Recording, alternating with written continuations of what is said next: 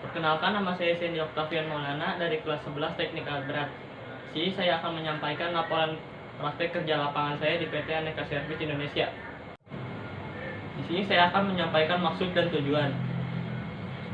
Pertama, maksud mempersiapkan para siswa agar dapat bekerja secara mandiri, bekerja dalam tim, mengembangkan potensi dan kreativitas sesuai dengan minat dan bakat.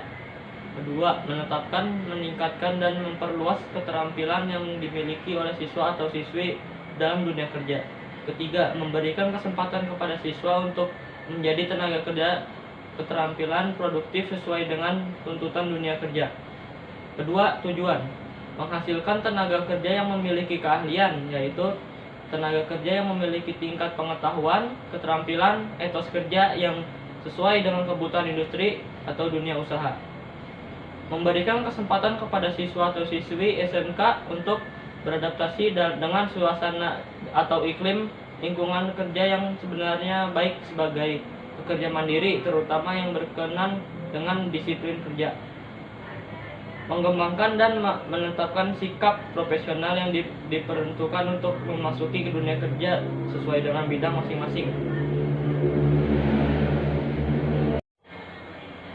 Di sini saya akan menyampaikan profil perusahaan. PT Aneka Servis Indonesia berdiri pada tanggal 5 Maret 2015 di Bogor, Jawa Barat. Perusahaan ini didirikan oleh Bapak Adit Mutakin sebagai pembangun dan pendiri PT Aneka Servis Indonesia. Memiliki staf yang berpengalaman, kreatif, dan bekerja keras. Kini usaha PT Aneka Servis Indonesia telah berkembang menjadi salah satu tempat servis nomor 1 di Indonesia yang diperhitungkan di Kota Bekasi untuk usaha servis engine domestik dan internasional. Usaha servis engine sejak tahun 2015 hingga kini PT Aneka Servis Indonesia mendapatkan penghargaan Best Solution Provider of the Year dari Menteri Ketenagakerjaan.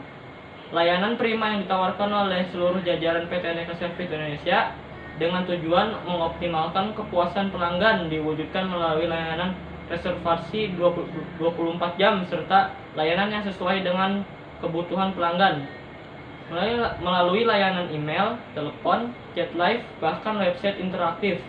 Semua kemudahan yang kami berikan adalah dengan harapan dapat menjembatani berkomunikasi dan bersilaturahmi antar perusahaan dengan para customer atau calon customer.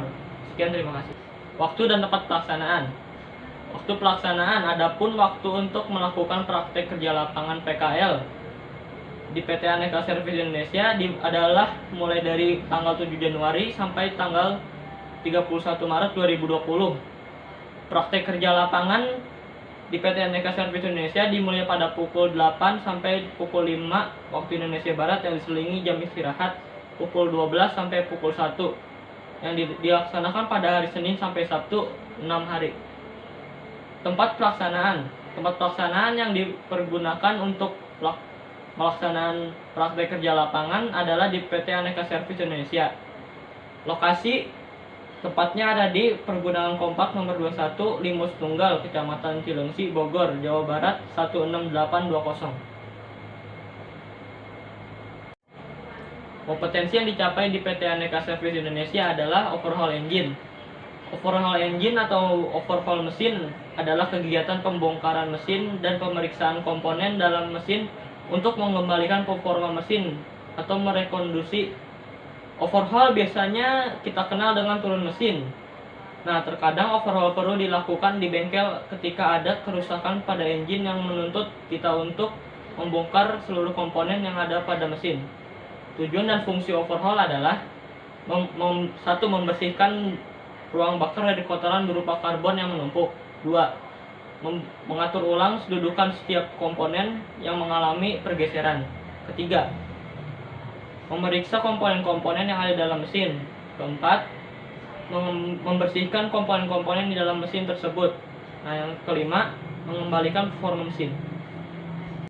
Langkah-langkah saat melakukan overhaul ada 7. Yang pertama, melepas engine dari unit. Yang kedua, melepas seluruh komponen engine. Yang ketiga, membersihkan setiap komponen. Yang keempat, menganalisis kerusakan. Yang kelima, merakit kembali engine. Keenam, tes hidup atau tes run. Ketujuh, memasang kembali unit ke engine. Melepas engine dari unit. Langkah awal dalam proses overhaul ialah melepas engine dari unit. Namun pada saat melepas, pastikan elektrikal telah semuanya terlepas, dan juga pastikan selang atau pipa-pipa bahan bakar, pendingin, dan lainnya masih terpasang. Pastikan sudah dalam keadaan terlepas dari engine. Melepas seluruh komponen engine. Lepas seluruh komponen yang melekat pada engine satu persatu. Pastikan juga seluruh baut diberi tanda agar tidak terbongkar. Lalu pastikan seluruh komponen yang telah terlepas dikumpul di satu tempat agar tidak ada yang hilang pada saat hendak dianalisis kerusakannya ataupun saat hendak dipasang kembali. Membersihkan setiap komponen.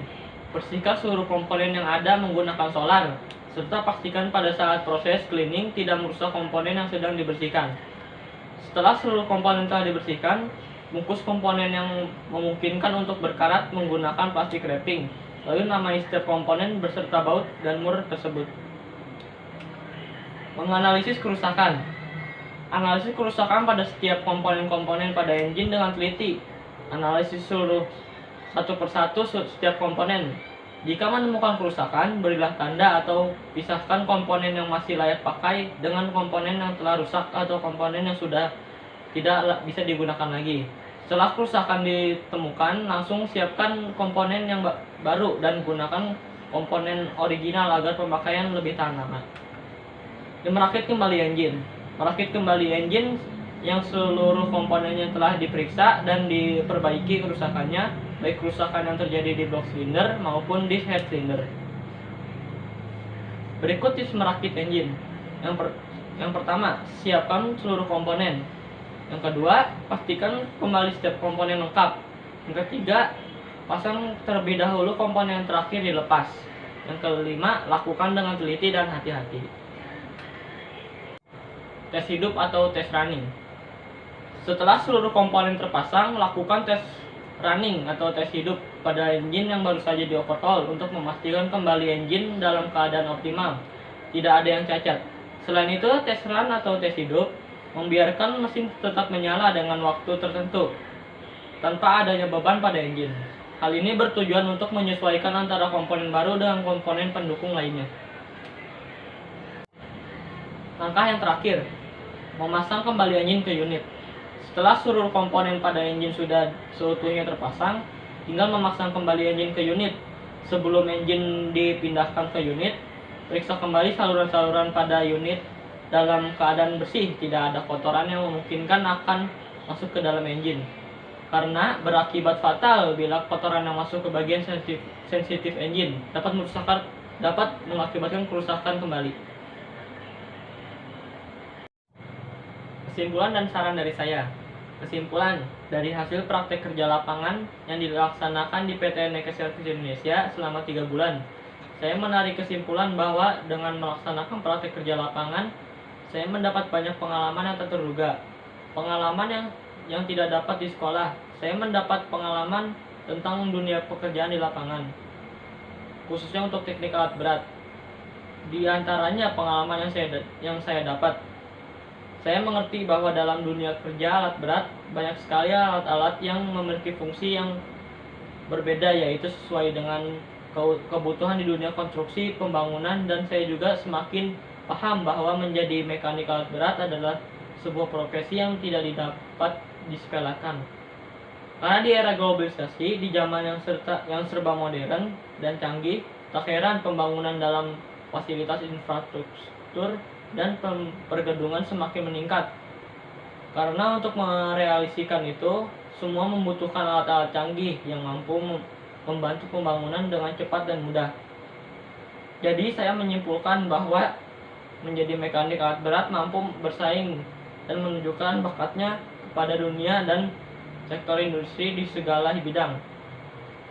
Seorang mekanik harus mampu disiplin dan siap ditugaskan dimanapun dan kapanpun ada alat berat yang mengalami kerusakan atau kendala, maka harus siap untuk memperbaikinya. Saran.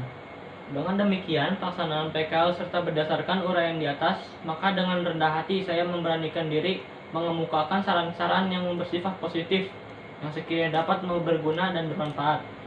Adapun saran yang saya berikan untuk sekolah yaitu sebaiknya adanya kerjasama antar pihak pelaksanaan dan pihak sekolah supaya anak muridnya lebih mudah untuk mencapai tempat PKL.